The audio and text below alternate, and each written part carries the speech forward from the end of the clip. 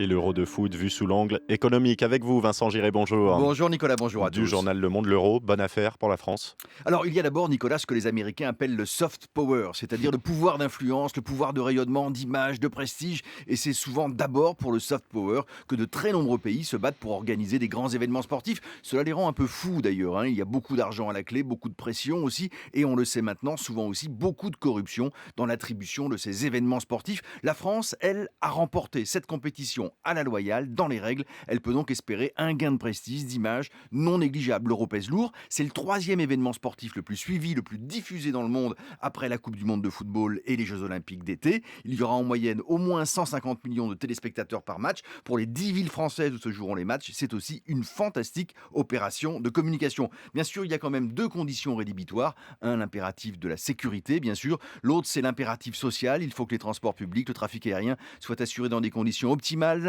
sans perturbation. La France sera aussi jugée sur ces critères décisifs. Et c'est d'autant plus important que Paris, vous le savez, est candidate actuellement à l'organisation d'un autre grand événement sportif, les Jeux Olympiques de 2024. La France donc joue gros avec cet Euro 2016. Est-ce que ça peut jouer sur la croissance? Ah oui, a priori, pas beaucoup, mais un peu. Les économistes ont beaucoup travaillé sur la rentabilité des grands événements sportifs, avec des conclusions d'ailleurs parfois contradictoires. Certains événements ont été des gouffres financiers pour les villes ou les pays organisateurs, parfois au contraire de vrais gains ou simplement en termes d'image. Là, c'est le business plan de l'euro qui apparaît tout à fait sécurisé. Allez, je me mouille, Nicolas. L'euro pour la Mouillez le France, maillot. voilà, c'est entre 0,1 0,2% de croissance. Vous allez me dire, c'est pas beaucoup, mais en ces temps de disette, ce n'est pas négligeable. Le poids économique de ce championnat d'Europe est évalué à près de 3 milliards d'euros. On estime par exemple que les seuls spectateurs étrangers, en gros, c'est près d'1 million de personnes qui vont venir en France pour assister au match, eh bien, ils vont dépenser entre 600 millions d'euros dans les stades, hein, pour avoir des Mhm. places, etc. Et puis 200 millions dans les fameuses fan zones. Bon, c'est une manne considérable pour le tourisme, pour les hôtelleries,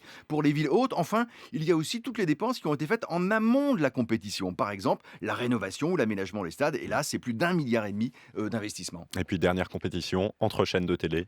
Eh bien oui, il y aura aussi des matchs dans les matchs, celui des audiences entre TF1, M6, beIN Sport. Mais ces médias, vous savez, jouent une bataille plus d'image que d'argent dans cette affaire. Le coût des droits est tel qu'il leur sera très difficile de gagner vraiment de l'argent. Alors bien sûr, c'est M6 qui a décroché la finale, la diffusion de la finale. Alors si la France gagnait, bon, ça serait bon et pour le moral et pour l'économie. Vincent Giré du journal Le Monde.